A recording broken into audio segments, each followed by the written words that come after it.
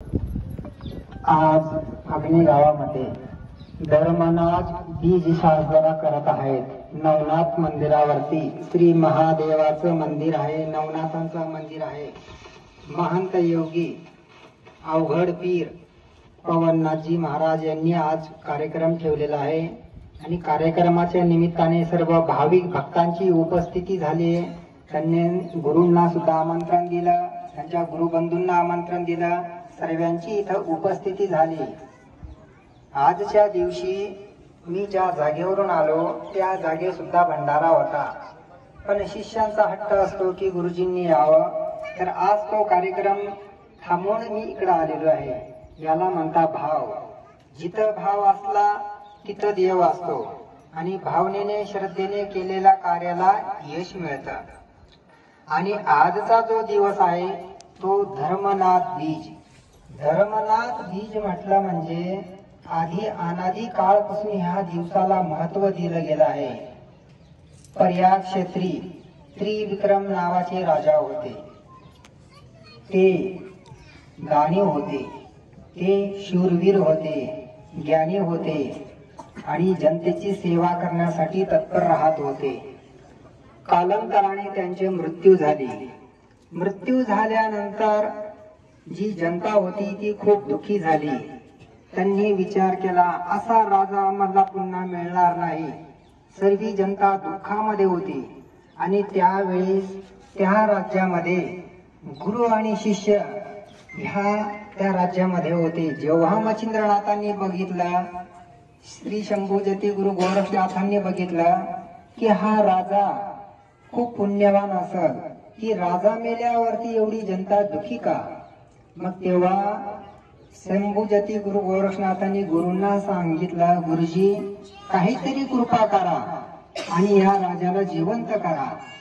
गुरुजींनी डोळे बंद केल्यानंतर सांगितलं की गोरक्षनाथ, आता याचा आत्मा दुसऱ्या शरीरात प्रवेश करून गेलेला आहे, तर आता हा जिवंत होणं शक्य नाही.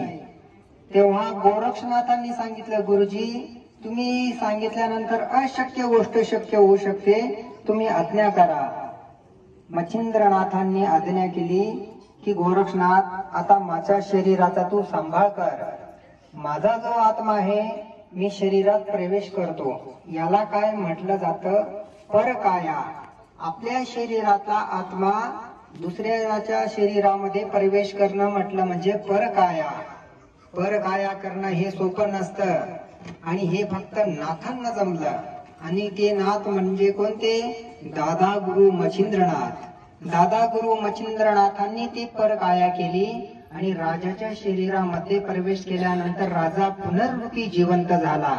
ही असते नाथांची कृपा.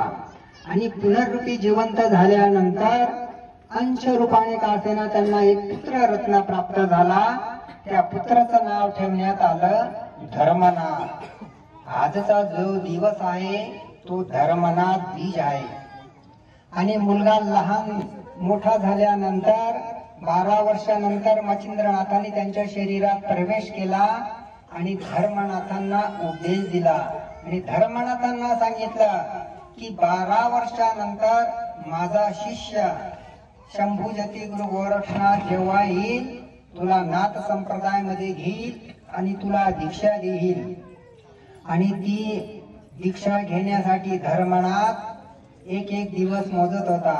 12 वर्ष पूर्ण झाल्यानंतर धर्मनाथांना दीक्षा धर्मनाथ बीजेला दिलेल्या. आजचा जो दिवस आहे खूप महत्वाचा दिवस आहे. त्यावेळेस शंभूजती गुरु गोरक्षनाथांनी महाप्रसाद भंडारा ठेवला आणि देवी देवतांना आमंत्रण दिलं. आणि देवी देवता आमंत्रण स्वीकार करून धर्मनाथ बीजेला आले. धर्मनाथांना उपदेश दिला गोरक्षनाथांनी आणि महाप्रसाद ग्रहण केलं. आज सुद्धा तुम्ही सर्व देवी देवताच आहेत, माता भगिनी सर्व भाविक भक्त इथं आले. आजच्या दिवसाला खूप महत्व दिलं गेलंय. आजचा जो दिवस आहे त्या दिवशी जे अन्न आहे ते अन्न हे अमृत बनतं. आणि जे दान करता आणि अन्न बनवून भोजन करता हे भगवंताला अति प्रिय असतं.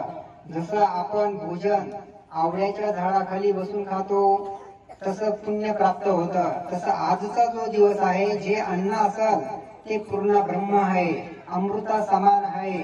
आपले दुःख दारिद्र्य शरीराची जी पीडा असल ते अन्न ग्रहण केल्यानंतर ती सुद्धा जाते. आता आपण थोडस भजन करू, कारण की आजचा जो दिवस आहे तो भजनच आहे. पण वेळ तर भरपूर झालेला आहे. 2 मिनिटाचं भजन करू आणि लगेच जेवणाला आपण सर्वजण बसू. ओम शिव गोरक्ष